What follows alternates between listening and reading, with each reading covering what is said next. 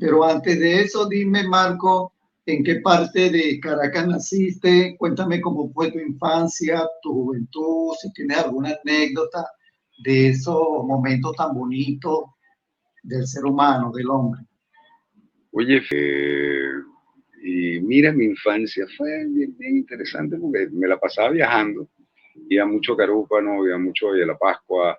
este, en ese tiempo, obviamente, la Pascua era mucho más pequeño que actualmente. Hoy en día es prácticamente una ciudad grande ya. En ese momento había pocas cosas y más que todo lo que eran los fundos. Entonces te ibas para las haciendas. Entonces te ibas allí, hacías terneras, estabas pegando brincos, te encaramabas en las matas. Era una niñez bien tranquila en eso. Y además mi papá en algún momento compró una casita por Tucaca, entonces siempre estábamos en Tucaca.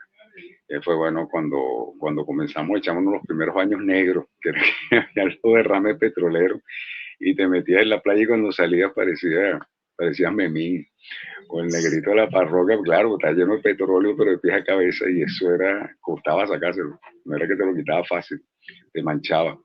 Y Tucaca, bueno, era una playa muy divertida porque el peligro era mínimo. Pues tú comenzabas a caminar y yo creo que llegabas a Aruba y todavía te llegaba el agua a la cintura. Entonces tú estabas jugando en la calle todo el tiempo. O sea, no había ese temor. Me imagino que hoy en día uno lo tiene mucho. Oye, que sea el niño en la calle, ¿no? Estaba como realengo muchas veces. Entonces era otra época, otras características. Y uno iba inventando. Claro, no tenías internet, no tenías nada. O sea, de casualidad tenías televisor. Y entonces, pero el televisor era, no, tú no puedes eso porque eso hace daño. Te daña la vista, te daña, qué sé yo, inventar cualquier cosa. Y además que lo más cómico que ese tiempo de televisor era toda una aventura, porque tú prendías el televisor y salía un puntito blanco y te quedaba como 5 minutos esperando a que el televisor se prendiera. Entonces te quedas así como un gafo viendo el puntico blanco, se iba haciendo grande, grande, grande, grande. Esos televisores viejos que eran como un mueble, no era el concepto actual, sino que era un mueble de madera tipo ceibó de comedor y tenía el televisor gigantesco. Así Y es. obviamente, con esa imagen que era pura, me imagino, no la recuerda, pero era a nivel de calidad nada que ver con lo que tú ves hoy en día. Pero Sí, era eso. uno tiene Era una vida. nuestra generación vive una vida, una niñez tan bonita, que envidiable, envidiable, porque ya los niños de hoy no disfrutan igual, de verdad que no. Claro, mira, lo que pasa es que yo creo que éramos como más, no sé, éramos más. Más inocentes. No es que no le paramos a nada tampoco. Tú agarrabas y tú tenías 6, agarrabas el primer chorro que conseguías a algún lado y pegabas la boca y yo nunca ni te dio ni nada, ni parásito, ni siquiera. Tú agarrabas y teníamos 6, se compraba una botella de esas de vidrio de refresco y se compartía entre todo el mundo y todo el mundo le pegaba la boca, le pegaba la lengua y nadie andaba, ay, qué asco, tómate esa broma. Compartías pan, compartías torta. Era como otro, no sé, era otra manera de ver las cosas. Igual lo mismo, comenzaba a llover y lo primero que tú hacías, yo me acuerdo que eso fue después, yo me mudé a Colinas de Bellomonte y yo vivía en un segundo piso. Entonces cuando comenzaba a llover, yo lo que hacía era brincar el balcón para abajo porque había un charquero, estaba el jardín, estaba todo con un charco y yo brincaba del segundo piso para allá, ¡pah! Caía. Y te mojabas y salías a la lluvia, hacías una danza indígena y nunca la había ni gripe te daba. Y andabas en eso, andabas chapoteando y te ibas y cuando llovía tú feliz porque salías para la calle a mojarte. No era, oye, ya vamos a ver. Entonces era como otra cosa. Ahorita tú te mojas, ya, abrígate esto, bañate, te vas a morir. No, era otro tiempo. Marco, Dígame. disculpa que te interrumpa. No, está bien. ¿De qué momento de tu juventud tú soñabas con ser actor, con salir en la televisión? ¿Soñabas con eso? Mira, la televisión no tanto. Yo más bien me castigaban viendo telenovelas. Ese era el castigo que me hacía mi mamá y no me gustaba. O sea, porque a mí de por sí yo veía poca televisión. No me gustaba mucho la televisión en sí. Y él cuando me castigaba me ponía a ver Raquel en ese momento. Raquel, este tipo de novelas que pasaban. Y eso para mí era una tortura china. Decían, no, ¿por qué? Eso no puede ser. Te quedas viendo la novela conmigo, Esmeralda, qué sé yo, ese tipo de novelas de la época. Y decían, no, no, no, mamá, no, por favor, yo hago lo que tú quieras. Bueno, no me pongas de novela. Era Entonces, una tortura claro, china. para mí era una tortura ver telenovelas, o sea, decían no, no, no, y no me pegaba, o sea, porque además cerraba los ojos, me ponía la, no quiero verla. Entonces fue algo muy cómico. Lo que sí me comenzó a llamar la atención, que eso sí que a mi papá le gustaba mucho ir a ver la zarzuela. En ese momento era la compañía de María Francisca Caballero, si mal no recuerdo. Y yo sí de pequeño veía la zarzuela. Y lo otro que en ese momento todavía el Ateneo de Caracas no existía el edificio que después que ahorita es Uniarte. Era una especie de quinta con zaguanes y allí hice mis primeros talleres culturales, pero yo tenía en ese momento que tendría 13 años, algo así. Entonces, yo comencé a hacer talleres en ese momento era como estaba, se comenzó a poner de moda la informática, pero la informática obviamente era otra cosa, no tenía que ver nada con la informática actual, hacía talleres de Basic más que todo, y después comencé a hacer unos talleres de actuación allá. Y entonces pero me comenzó a llamar la atención más que todo el teatro, la zarzuela, este tipo de cosas. Y de ahí, bueno, en algún momento en el bachillerato comencé a trabajar con un profesor y comenzamos a hacer obras. Entonces él nos invitó y nos invitó a ciertas experiencias de teatro de calle. Entonces fue bien interesante, le comencé como a agarrar el gusto.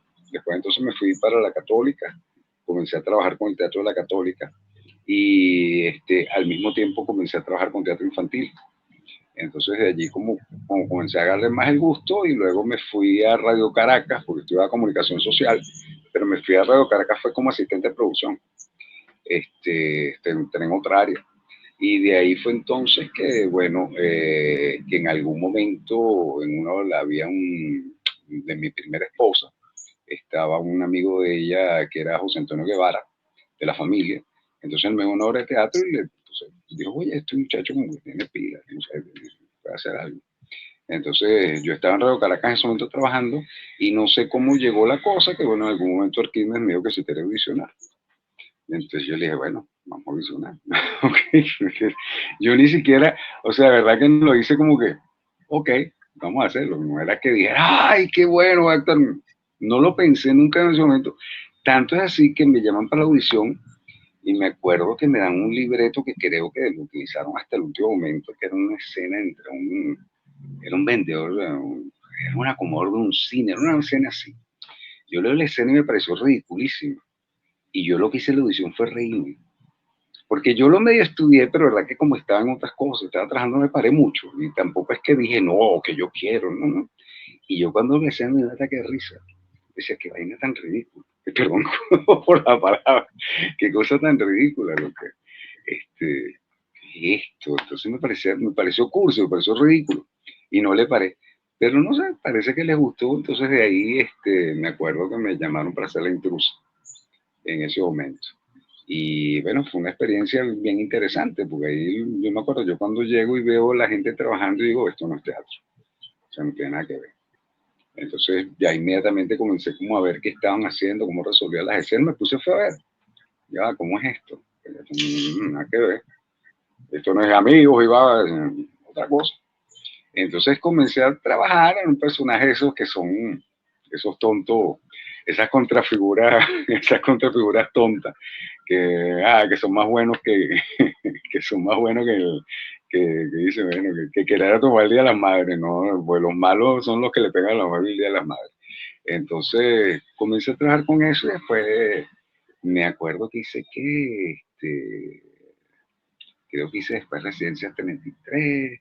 De mi amada Beatriz. Después vino mi amada Beatriz. Pero mi amada Beatriz fue para mí una cosa muy divertida porque no se sabía para dónde íbamos.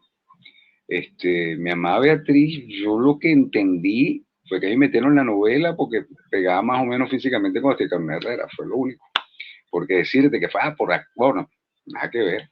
Y en ese momento los papeles no estaban como determinados, y esto es como que estaban viendo qué hacían con la gente joven. O sea, era como que no había, Lo único que decían que el tipo sí era supuestamente el novio de ella y no hacías nada, lo que estás era parado. No me acuerdo.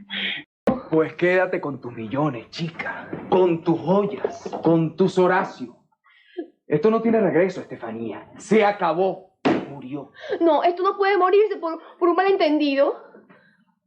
¿Y tú llamas malentendido a que ese tipo estuviera allí contigo en la discoteca? ¿Pero qué crees que sentí yo, Estefanía? El mundo se me vino abajo, la tierra se me abrió, se me nubló la visión, vi todo negro. Que los primeros capítulos fue, y además que el tipo con otro vestuario, vestido así como un patiquín, o sea, en otra nota. Y yo me acuerdo que no sé qué pasó, después hubo problemas con el elenco, qué sé yo, y después entonces estaban pensando en uno y no les funcionó. La cosa es que a mí como por retruque me comenzó a caer el personaje, y yo bueno, comencé a hacer escenas y les comenzaron a gustar. Entonces bueno, por ahí como que la cosa me evolucionó. Pero son trabajos que tú dices, bueno, es interesante porque te vas metiendo, como que dicen, más o menos entendiendo cuál es la mecánica, porque obviamente la telenovela tiene una mecánica muy, muy, muy particular de trabajar. Y obviamente trabaja mucho con manerismo. Entonces, tienes que adaptarte a eso. O sea, porque ahí si eres malo, si eres bueno, eres bueno. O sea, ahí no hay medias tintas, allí no hay trabajos sutiles, nada que ver. Ahí te tienes que olvidar de cualquier teoría de actuación. O sea, tienes que decir, mira, malo y te tienes que ver malo. Bueno y te tienes que ver bueno. Y protagonista. En los 80 me han dicho varios actores de que desde el punto de vista del teatro no se veía muy bien cuando con un actor de teatro se iba al mundo de la televisión, no era bien visto. Pero es que eso siempre ha sido bobería. Yo me acuerdo que en el 4, posteriormente, cuando estaba trabajando en el 4, andaban con la bobería del apuntador. El problema es que son herramientas. O sea, el problema no es que seas apuntador, el problema es cómo lo utilizas, es como todo. O sea, tú cuando eres profesional, tú tienes una herramienta. Cuando tú estás grabando un trancazo de escenas o cuando estás grabando escenas que todas son igualitas una a la otra, es un problema. Es un problema, ¿por qué? Porque primero tienes que tener una memoria extraordinaria. Yo tengo una memoria más o menos, una memoria tan extraordinaria muchas veces. Y la cosa es que yo quise probar el apuntador. Pero de paso lo probé un momento muy cómico porque Venevisión en ese momento había quitado el apuntador por algo y después lo volvieron a poner.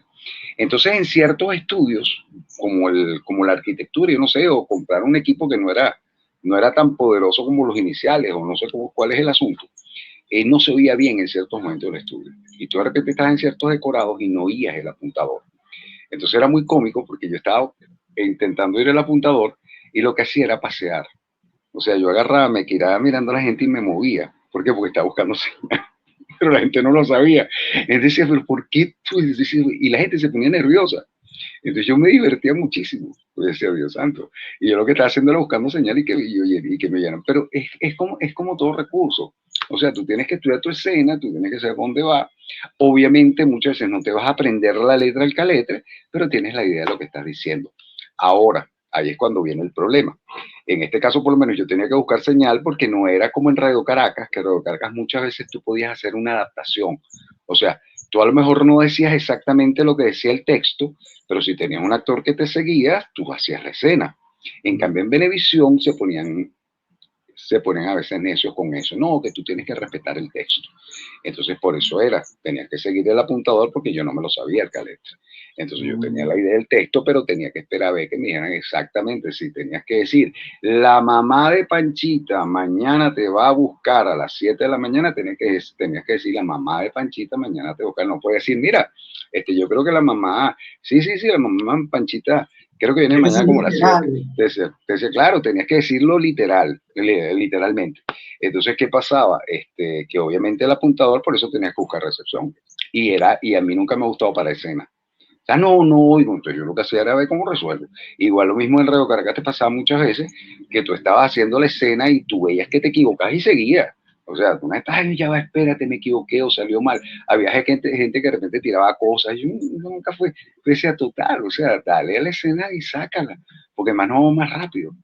O sea, porque la cosa era que también entonces repetían, era una tortura. Entonces, más de una ocasión a actores se les notaba que tenían el apuntador, o sea, no se cuidaban mucho de eso.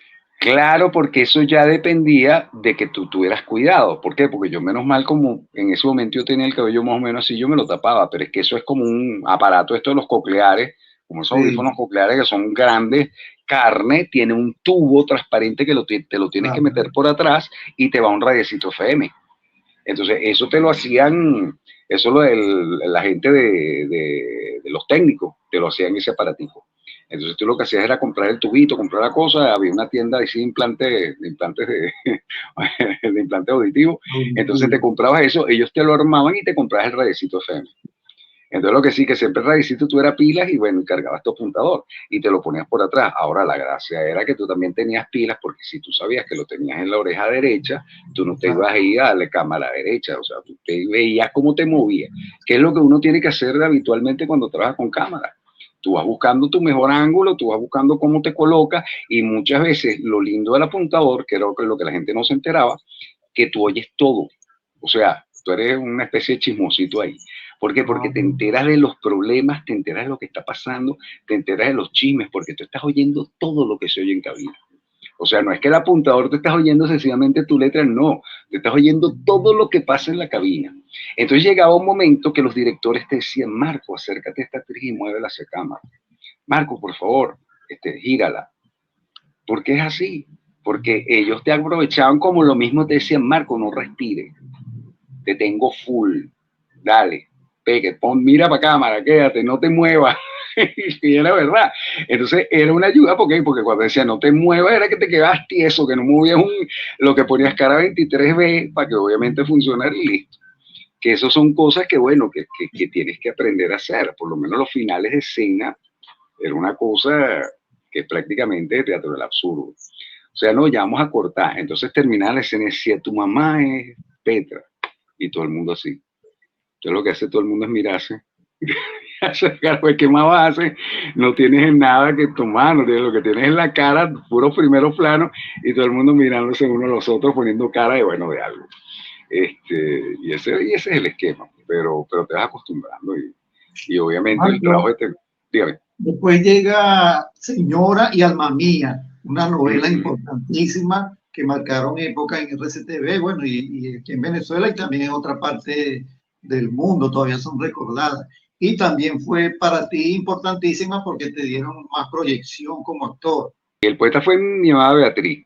El Mi poeta es el amada que te Beatriz. estoy. El poeta fue un personaje que es lo que te dije. Yo comenzó sin saber qué era y poco a poco fue agarrando cuerpo.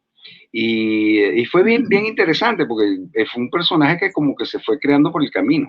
O bueno, o yo no sé si estaba creado por venir, o sea, no, nunca estuve, pero lo que sí no creo que estaba muy claro quién lo iba a hacer o quién iba a ser los personajes. Porque era como que ellos estaban, me acuerdo que estaba Ricardo García, estaba Diego Balaguer, estaba Marco Sánchez, ¿quién más estaba de los jóvenes? Entonces ellos como que estaban probando, porque las escenas eran como prueba, a excepción de las mías, que mis primeras escenas eran muñequito de torta, porque yo no hablaba prácticamente, yo lo que hacía era posar, y Luis Manso me ponía al lado hacia Carolina, mira, posa, con cara bonita, me decía algo así, yo decía, ese mamarracho, de que leo una nota, pero sí, bueno, y yo lo que hacía era estar junto a Carolina así, eso era todo lo que hacía. O sea, no decía gran cosa.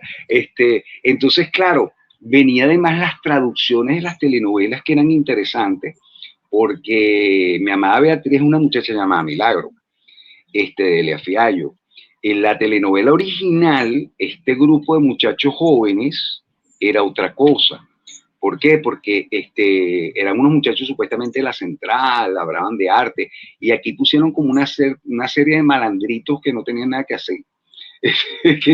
que se pusieron, entonces, habían como cambios. Fíjate que también más adelante en la novela, Delia Fiallo, que Delia Fiallo podrán decir lo que sea, pero sabía lo que estaba escribiendo, el prota era psiquiatra. En la adaptación nueva que le hacen lo ponen como psicólogo. ¿Qué es lo que pasa la diferencia? Cuando comienza el tratamiento de Beatriz o de Milagro, tiene sentido que sea un psiquiatra, pero un psicólogo no tiene esas competencias. Entonces, y además un psicólogo no es un médico, un psiquiatra sí. Entonces, eran como que diferencias que tú dices, lo que te cambia, que obviamente muchas veces pasan por la lona, pero son cosas que son interesantes del libreto, porque lo que escribió Delia Fiallo tenía un sentido.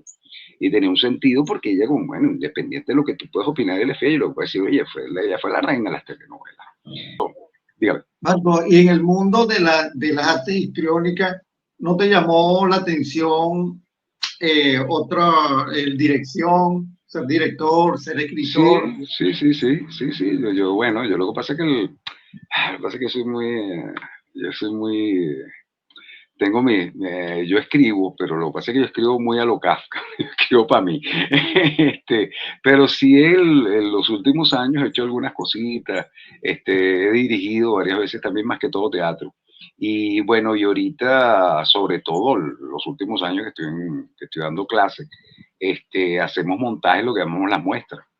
Que obviamente todos los alumnos que tuve en clase terminan una muestra, obviamente es una muestra con público cautivo, es una muestra que generalmente se hace 1 o 2 veces, pero también tú los diriges y los ayudas y ves cómo se puede hacer. También en algún momento, claro, me puse a dirigir, me puse a hacer espectáculos de poesía, pues ahí fue también una experiencia bien interesante.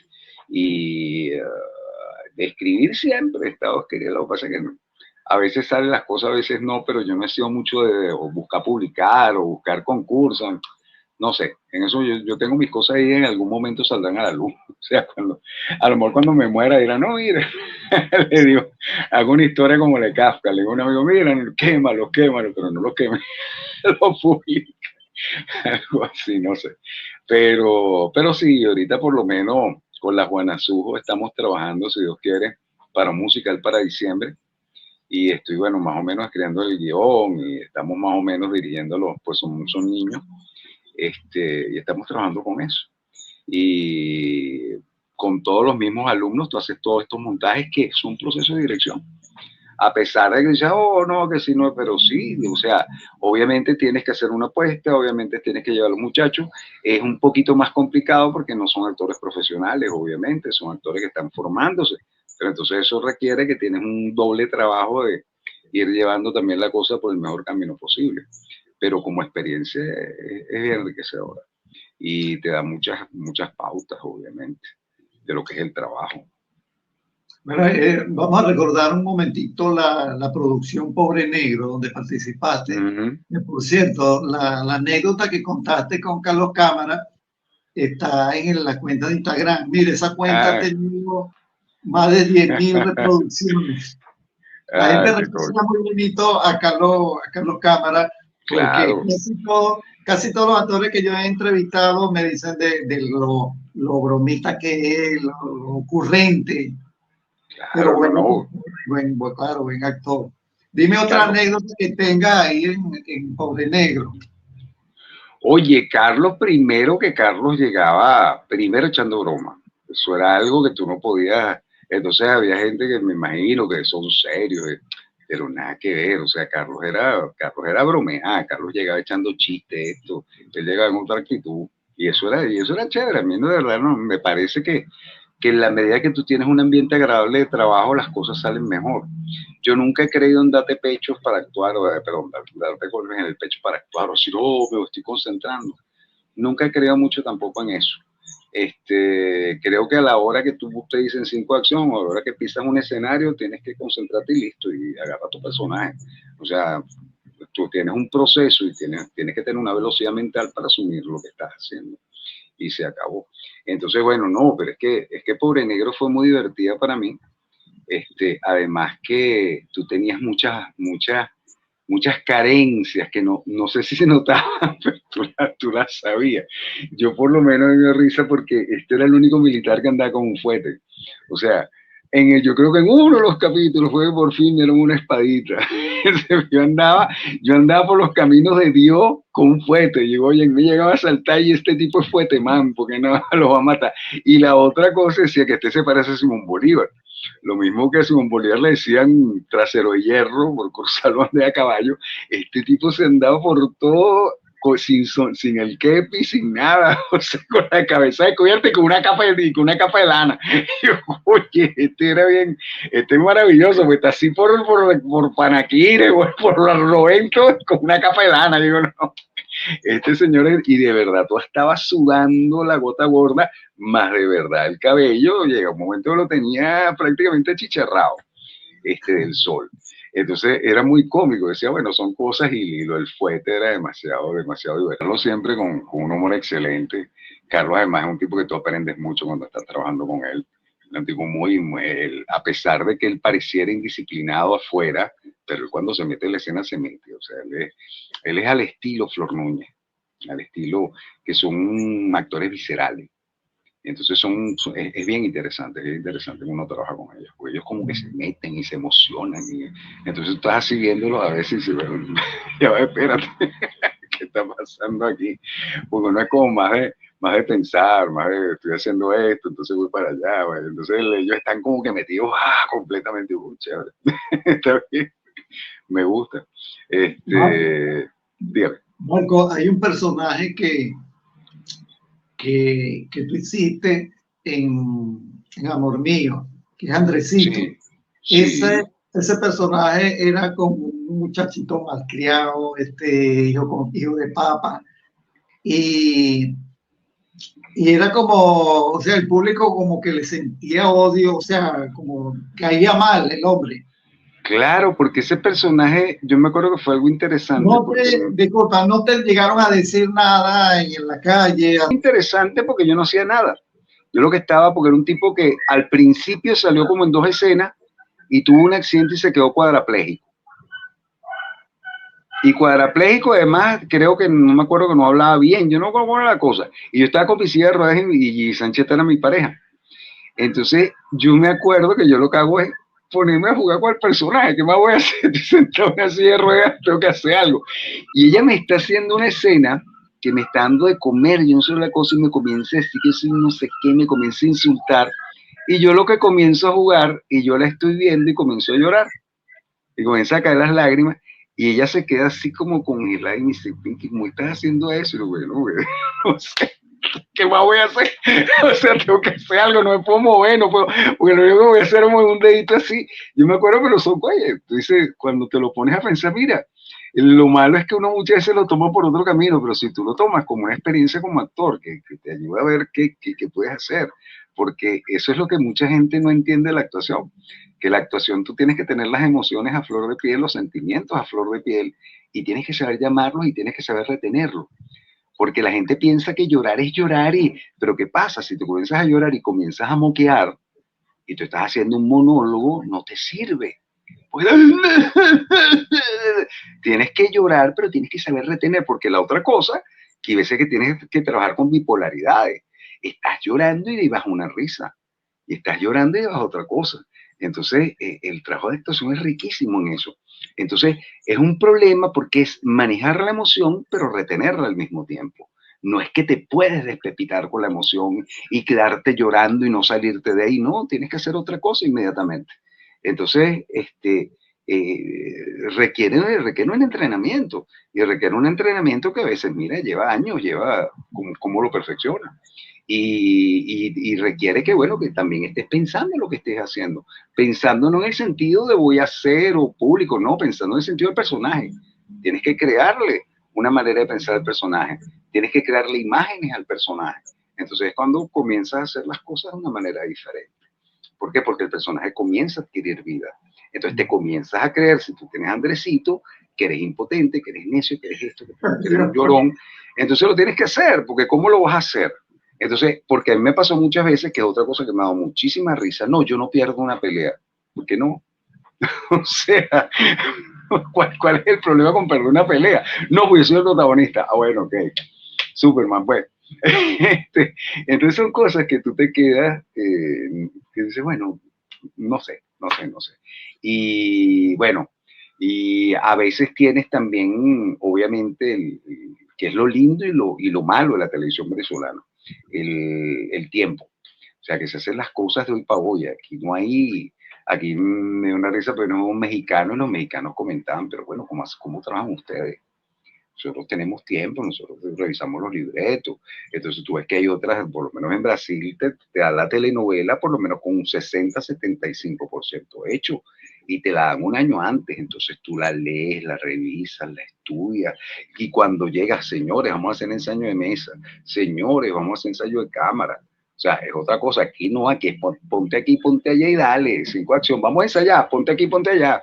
Ah, ya está listo, vamos a la otra, ponte aquí, ponte allá, ponte aquí, y vamos grabando, dele que vamos con todo y listo, y no hay más nada. O sea, no es que tú mira, vamos a hablar de la psicología del personaje, que la escena, nada. Dale más o menos como puedas, a veces quien pueda. Pero también creo que eso es bueno porque hace que el actor venezolano sea muy versátil, y sea muy pila.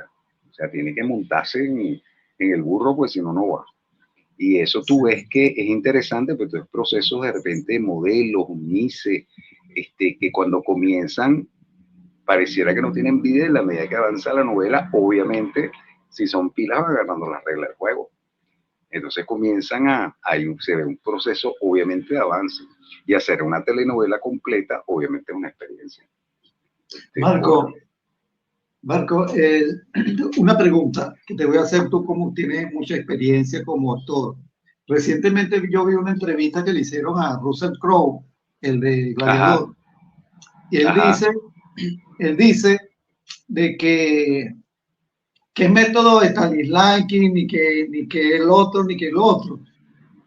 Yo soy actor porque yo nací actor y a mí me dicen, me dan el guión, me dan el libreto, hago la escena y siempre ha sido así, y lo que yo he adquirido en mi experiencia, bueno, tomo esa herramienta, pero yo me olvido de eso. Entonces la pregunta es, ¿un actor nace o un actor se hace?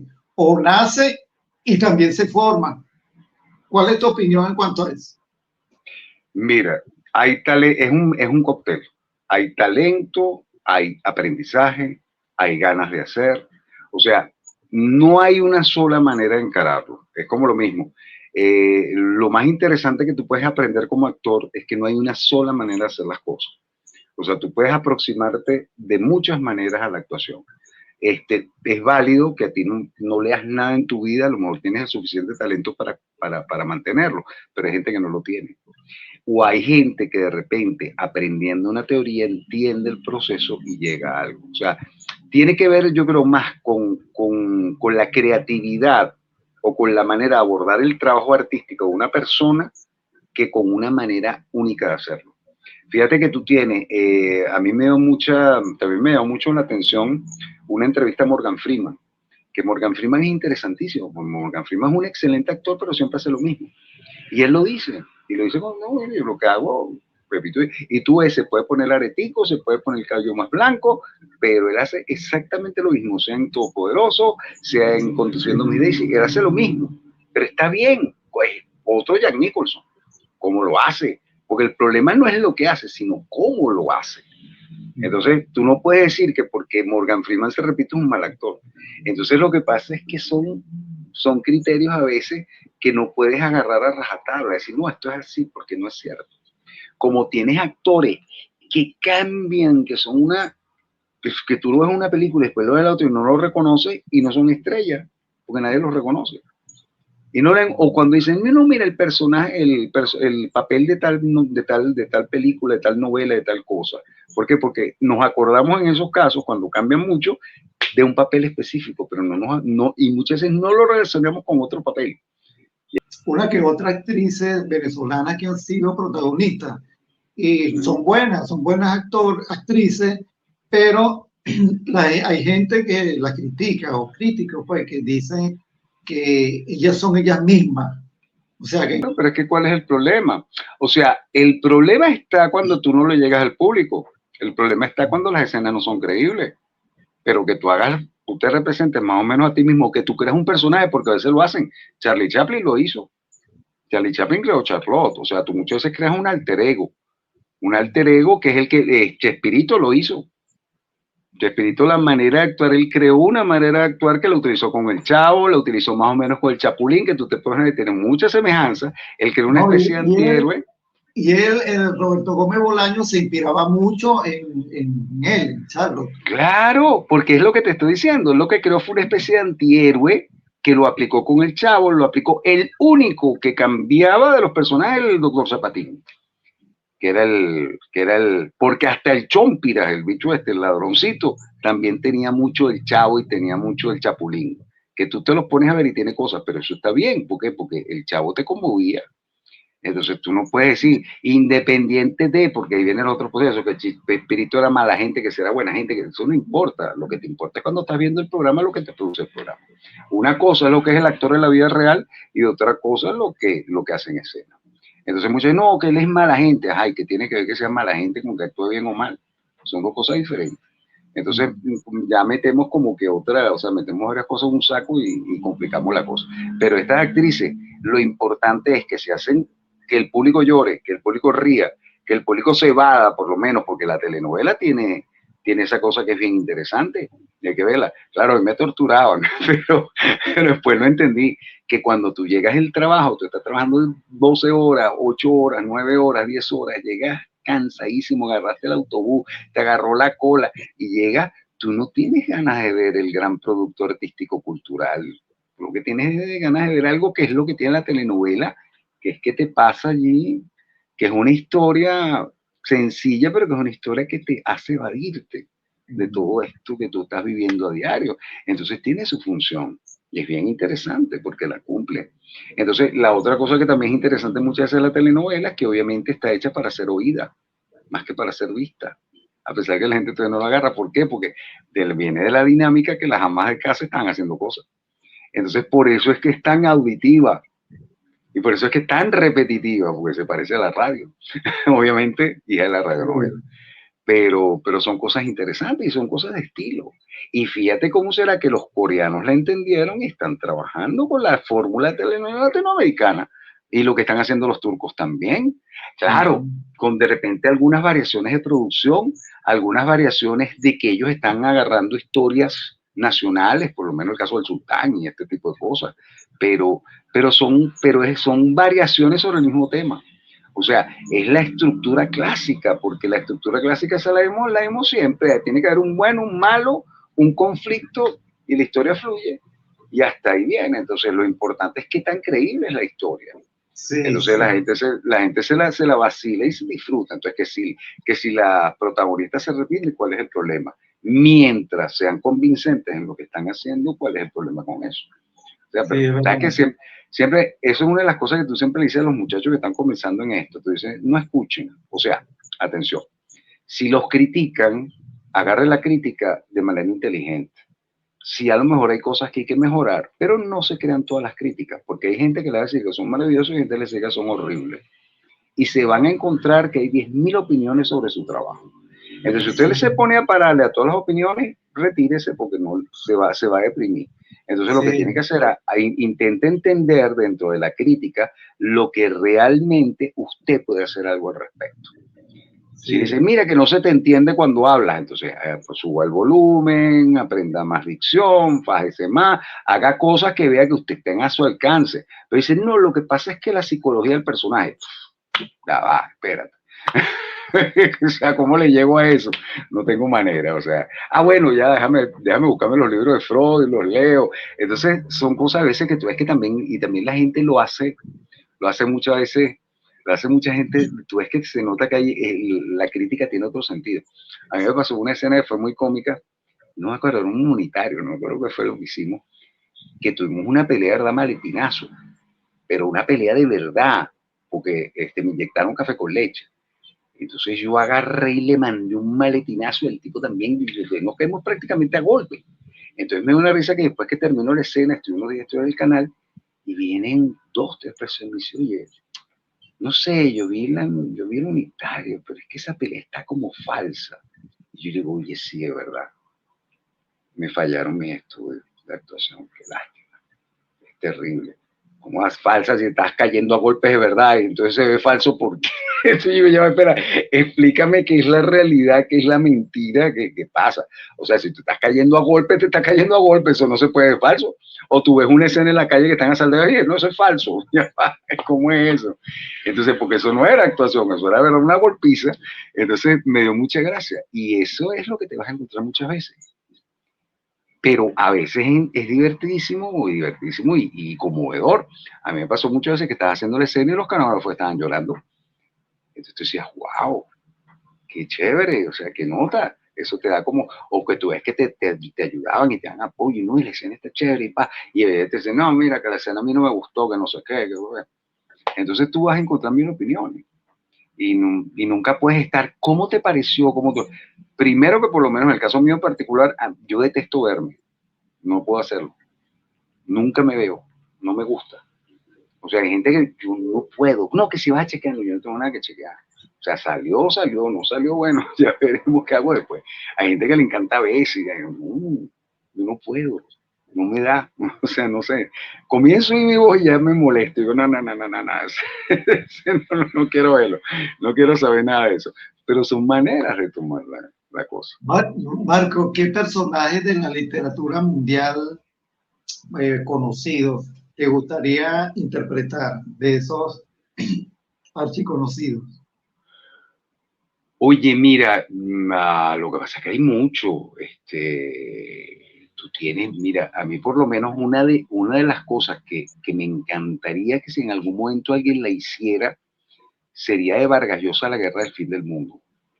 Me parece que eso sería, porque además que eso es real, eso fue una matanza que hubo en el sertón brasileño, y tiene unos personajes, porque además es una locura, porque es también como una especie de burla a la erudición, porque te hablan de los frenólogos, entre uno el personaje principal, que es un irlandés, uno de los principales, que es un frenólogo.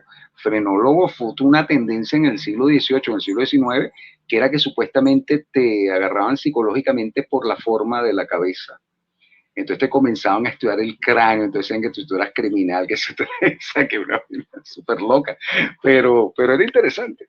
Ese es uno de los relatos, y de las novelas muy conocidas, oye, me encantaría una versión de Los Tres Mosqueteros. De Los Tres Mosqueteros me parecería que sería genial hacer una especie de Porto. Me gustaría que ojalá que se pusiera a hacer una versión. Y en el caso, por lo menos venezolano, me encantaría que a alguien se le ocurriera, no sé si lo hicieron, no, ahorita no recuerdo, País Portátil, de Adriano González León. O sea, que la llevaran al cine o a la televisión, me parece que podría ser bien interesante, porque sí llevaron Cuando quiero no llorar, no lloro, que es más que los colombianos también lo hicieron.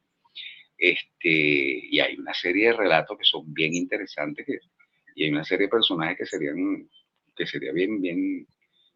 Pero hay una, esa país portátil, hay una que se consigue en YouTube, esa es de Venezuela.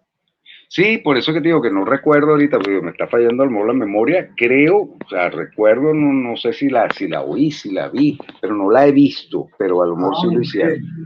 Sí, Pero tienes muchísimos relatos y novelas. Si son novelas escritas, wow, tienes infinidad de historias que todavía puedes llevar, historias clásicas. Y en el caso venezolano tienes un cuento que sería bien interesante. En algún momento, El Diente Roto de Pedro Emilio Paul, que sería interesantísimo, ese personaje que solo se toca el diente y llega a ser presidente. Además que, bueno, lo que pasa es que no sé cómo lo verían políticamente, pero es bien interesante la historia. Entonces por ahí creo que se podrían hacer cosas, porque fíjate que hasta nosotros nos pelamos el jeque, que eso es algo interesantísimo. Las películas que hizo el jeque son colombianas, no son venezolanas. Y el jeque pasó fue en Venezuela, no en Colombia. Entonces muchas veces como que no agarramos nuestras propias historias, que son, pues la historia del jeque es bien rica. La historia del jeque es un tipo que se hizo vasalla, que agarró y asaltó a toda la alta sociedad caraqueña. Es demasiado interesante, demasiado de comedia, demasiado absurdo. Y tenemos esas historias que están aquí y como que no le sacamos mucho provecho. Sí. Entonces, Marco, vamos a volver un momentito a las anécdotas. ¿Recuerdas alguna anécdota referente a besos con tus parejas en la novela? Una anécdota graciosa que recuerdes. Oye, mira, beso, lo que pasa es que el beso siempre es un tema porque depende de muchas cosas, y de ahí viene obviamente ya lo que mucha gente está buscando como actor o como, no sé, ya son tendencias personales. Yo por lo menos yo siempre lo he visto como algo profesional, yo no lo veo como algo, digo, bueno, tienes que darte un beso, te das un beso. Entonces tú lo que le preguntas es obviamente a la actriz si se quiere besar o cómo va a ser, o si se finge, o si se... Entonces yo siempre lo pregunto, o sea, ¿cómo vamos a resolver esto? Porque uno entiende que es incómodo. Y la anécdota más bonita con los besos, que no me ha pasado a mí, pero la he visto mucho en telenovelas, es el desplazamiento de trasero, que es una cosa bien cómica. El desplazamiento de trasero. Ah. Cuando tú ves que se dan un beso y los fundillitos van para atrás. Ese es el movimiento corporal más divertido, que tú ves que esa cosa no tiene química ni que la quieran. Entonces, y lo he visto mucho. Entonces que se besan y ¡chum! Va las caderas para atrás. Ahí tú dices nada, esto no tiene vida. Y tú hay veces que ves que la química es espantosa. Eso ya es como parte. O hay veces que tú haces que la química sea espantosa por el personaje. Me pasaba con Andresito, con Niurka. Yo le daba los besos como si estuviera besando a mi mamá. Pero eso era a propósito. ¿Por qué? Porque Andresito no era apasionado. Andresito fue un beso... O sea, prácticamente un beso así bien ridículo y que ella sintiera ese, el tipo no le gustaba mucho porque además no podía hacer nada, entonces no se podía emocionar. Entonces, son cosas que también, y en ese caso me interesa porque yo lo manejé mucho, que después el tipo se emocionó con Bettina Gran, que eso sí me dio mucha gracia. Yo cuando hice las escenas con Bettina, para mí fue muy divertido, porque ahí era como una mezcla, el tipo quería y no quería, entonces lo tienes que llevar. O sea, no es un beso normal que tú vas a dar como si fueras tú, es un beso que tienes que pensar en el personaje. Entonces el personaje le gusta a la tipa, pero al mismo tiempo tiene todos los miedos, entonces el beso, el tipo intenta como lucirse, pero no le sale y siente, no se me va a parar. Entonces más con ese tipo de cosas, y es como lo comienza a manejar. Y en ese caso, bueno, esto es toda una experiencia, o sea, lo tienes que jugar, cómo lo vas a hacer. Y por ahí van las cosas. Y bueno, depende de los personajes, cómo besas, qué hace. Cuando tienes los malucos, obviamente el beso lleva otras cosas. O sea, el beso lleva nada, te va a someter, te va a matar, te va a... Entonces el beso de Judas. Entonces son cositas diferentes que le das, no sencillamente es besar. Y me dices, vamos a... Como, bueno, yo supongo que hay mucha gente que libera las pasiones a través de esas escenas, pero... Sí, han salido muchos romances de ahí. Claro, sí, porque depende como tú lo enfoques. Yo lo que pasa es que yo nunca lo he enfocado que no sea profesionalmente. Yo lo enfoco, oye, que es una cosa de trabajo. Yo intento por lo menos no meterme. Yo siempre he dicho esto, si a ti te interesa alguien, invítalo después. Y dice, mira, vamos a tomar unos tragos, qué sé yo, vámonos a salir, te conozco, la llama, pero no lo hagas en escena. No lo hagas en escena menos que sea tu novia. ¿Okay? Y aún así puede tener problemas, porque fíjate el caso por lo menos Andresito. Así sea tu novia, tú no puedes tratarla como si fuera tu novia, porque entonces no tiene sentido con el personaje. Sí, el beso a lo mejor queda chéverísimo, pero no tiene nada que ver con la historia, no tiene que ver nada con el personaje, no tiene que ver con un trabajo de actor. Entonces, ¿qué vas a hacer? Marco, particularmente tú te llegaste a enamorar de alguien de la televisión. No, si supieras que no. No, hubo mucha gente que me cayó muy bien, pero no, en verdad que yo estaba casado, entonces, no sé, en eso sí yo soy más o menos serio. Yo tenía mi esposa, tenía mis hijos, entonces... Pero ella no era del medio. No, eran periodistas, mi primera esposa era periodista. Ok, y la segunda, nada que ver. Bailarina, o sea, nada que ver. Entonces ya, o sea, claro, era beta artística, pero era otra rama. No era, y nunca hubo celos, ¿no? Nunca hubo celos, ninguna te salió celosa de tu esposa. Más o menos. Tú sabes que siempre eso se dice y es una mentira muy, muy grande. Dicen que no hay celos, pero siempre hay algo, siempre hay una incomodidad. O sea, a nadie le gusta que tu pareja, que tu esposa esté besando en una pantalla. Y más si la escena de repente resulta así candelosa, menos te gusta. Con esos traseros. Y yo también eso, como no sé, a mí no me gusta mucho eso, es los celos, no sé. Nunca he comulgado mucho con los celos, entonces evito las situaciones que me pueden hacer sentir celoso. Yo imagino que eso no sé, como que no. yo paso, yo paso con esa, Marco, no me agradaría. ¿cuántos alumnos impartes clase? ¿Cuántos tienes? Oye, ahorita tengo 10, 10 en la Juanasujo y en Uniarte tengo como 30. Claro, pues esos salones. Perdón, más los talleres que tengo como 10, 15 más, y tengo como unos 60, 70 alumnos.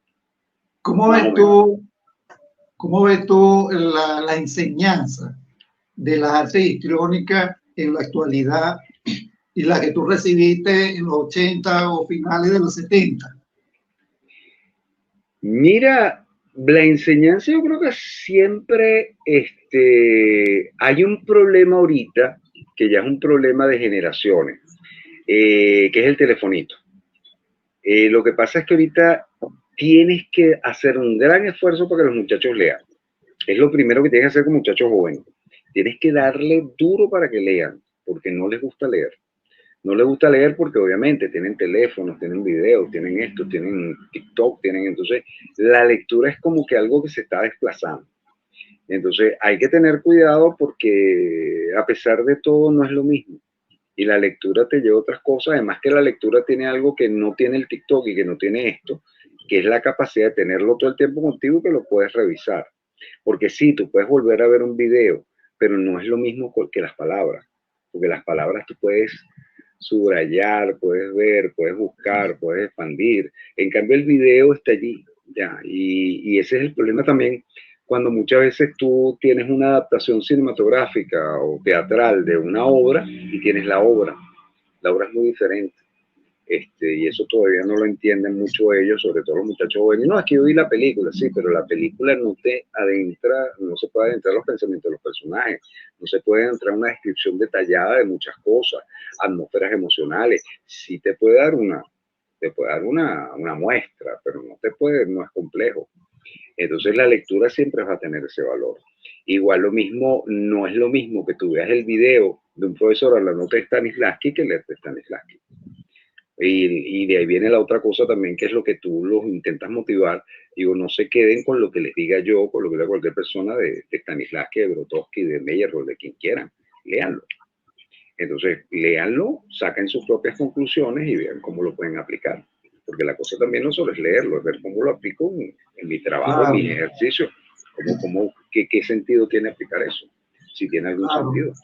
Marco, porque, ¿alguna decisión de qué lamentarse de toda tu trayectoria? Mira, bueno, las cosas pasan como tienen que pasar, o sea, yo no creo que lamentarme, ojalá que uno hubiera hecho más cosas, y bueno, pero ya eso no depende de ti, eso está fuera de tu influencia. Puedo decirme, yo puedo hacer, yo hice lo que tuve que hacer y listo, y de verdad no me siento mal con lo que hice, creo que aprendí muchas cosas, creo que ahorita estoy obviamente en otro rumbo, pero me gusta porque dentro de toda la experiencia que tomaste te sirvió para algo. Y más que, creo que en mi caso ha sido interesante porque yo soy un proceso de estudio. O sea, no es sencillamente que me quedé con lo que hice, sino, oye, sigo leyendo, aprendiendo, investigando, haciendo, buscando, jugando, más con las clases. También las clases, dentro de todo, son una forma también de hacer ejercicios doctorales. O sea, no es solo da clase porque tú no llegas, mira, con una pizarra, ¿no? Tú te pones a trabajar con ellos, expresión corporal, le pones a ver cómo manejan, cómo van a la escena. Pero cuando los dirijo, entonces por ahí sigues en ejercicio, pues. Creo que no he dejado la actuación a pesar de que en este momento no estoy activo en un escenario, pero sigo trabajándola. Y de paso si estás dispuesto a regresar, si se te hace una propuesta para el cine o la televisión. Sí, no, bueno, yo ahorita hice dos tonterías en Chávez, en la serie, con Luis Alberto Lamata, y y Mar del Libertad.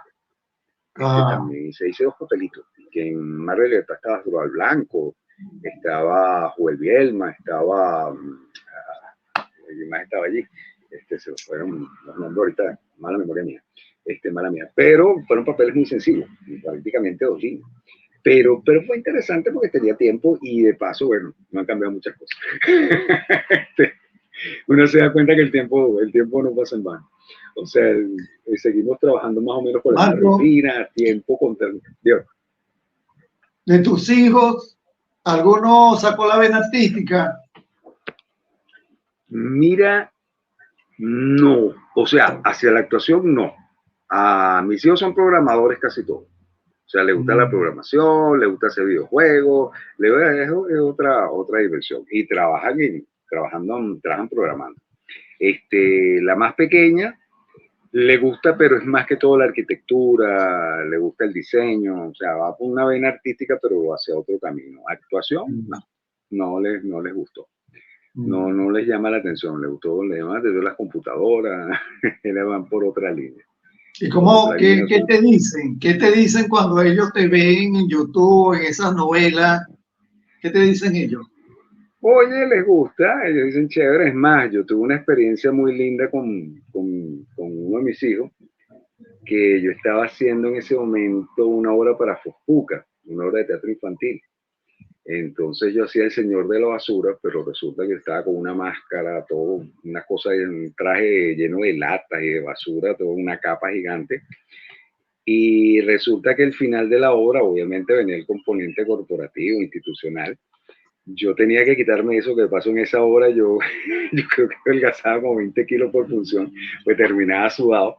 Menos mal que el uniforme de Fospuca en ese momento era azul oscuro con anaranjado. Entonces yo en algún momento me quitaba el disfraz, me escondía, me quitaba el disfraz y me ponía el traje de Fospuca con la cachucha de Fospuca, porque era Fospuquito. Entonces cuando yo salgo con mi cara, en ese momento lo hicimos esa función fue exactamente en la concha del Parque del Este. ¿Cómo se llama eso? El anfiteatro, la conchita esa, la concha del Parque del Este. Y ellos no lo sentaron abajo, sino lo sentaron en el escenario.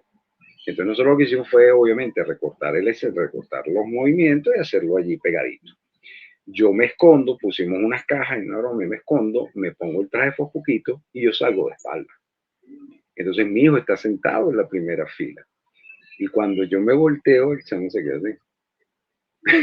Que no pudo hablar. Y yo intentaba hablar y estaba como, bueno, ¿y qué pasó aquí? Porque él no me agarró ni siquiera que era yo, porque obviamente tú con el personaje trabaja con otra voz y esto. Entonces no había agarrado que era yo. Y cuando me ve, dice, sí, mi papá. O sea, ¿qué pasó aquí? ¿Cómo es esto? Entonces para mí fue muy divertida esa experiencia. Y a veces que tú te das cuenta que te estás, sobre todo pasando cosas muy lindas con teatro infantil, que tú de repente estabas haciendo un personaje y ver a los niñitos acostaditos así, pero viéndote así como que, y dices, oye, qué bonito. O sea, que sientes que estás llegando, que no es sencillamente que estás trabajando, están inquietos ahí pegando brincos, sino están como oyendo. Y ellos agarran, o sea, los niñitos son impresionantes. Agarrar cosas, te cae para atrás. La gente piensa, no, que lo que pasa es que es un niño, el niño te asusta, como entiendes. Y lo que está pasando la hora. Entonces, esa experiencia, el teatro infantil es muy bonito, es una experiencia que yo siempre le digo a todos mis alumnos que la hagan. Digo, comiencen a crear ustedes, porque la otra cosa que yo creo, por lo menos a nivel teatral, y siempre se lo digo cuando doy clases, hagan sus compañías. O sea, comiencen, hagan a sus alianzas y comiencen, no importa, montense en la Plaza Morelos, montense en la Plaza Bolívar, hagan teatro de calle, porque esa es la mejor manera de ir aprendiendo esto. Porque también la actuación es práctica, la actuación es ejercicio, la actuación es darle. O sea, no es sencillamente, pues si tú te quedas 10 años sin actuar, obviamente te vas a oxidar algo. Que puedes tener un componente de talento chéverísimo, pero generalmente tú vas entendiendo los procesos de la medida que trabajas. Y cuando trabajas continuo, vas entendiendo más cosas. Y de ahí viene otro problema, que es cómo haces para no repetirte, cómo haces para no desgastarte, que muchas veces pasa que los actores se desgastan. Entonces, o sea, terminan como que, y hay veces que a todos nos pasa, que nos decepcionamos y él lleva y trae y esto y los chismes y lo otro. Y entonces, te terminan como decepcionando y terminas como que agarrándole tirria que tampoco debería pasar. Pero bueno, poco a poco uno va, como dicen, madurando, creciendo y viendo las cosas de manera diferente. Bueno, Marco, quiero darte las gracias por este nuevo encuentro que has tenido con nuestros seguidores y suscriptores del Almanaque Venezolano. Se nos fue una hora volando. Oye, qué bueno, qué bueno. Bueno, muchísimas gracias, Felipe, por la oportunidad. Muchísimas gracias a todos los que están viendo, a todos los que lo vean. Todo mi cariño. Bueno, estamos aquí, cualquier cosa. Cuídense mucho. Muchísimas gracias. Gracias, hermano. Y ustedes, mis hermanos suscriptores y seguidores del Almanaque Venezolano, nos vemos en una próxima oportunidad con otra gran estrella de la época de oro, como nuestro amigo Marco Antonio Casanova. Gracias, hermano. Muchas gracias, chao. No puedes ni pronunciar una frase completa. Y ella vive aquí, ella es empleada de esta casa.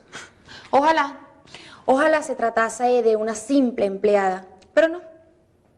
¿Y entonces qué? Desgraciadamente, Betania es hermana de Inés. ¿Betania, hermana de Inés?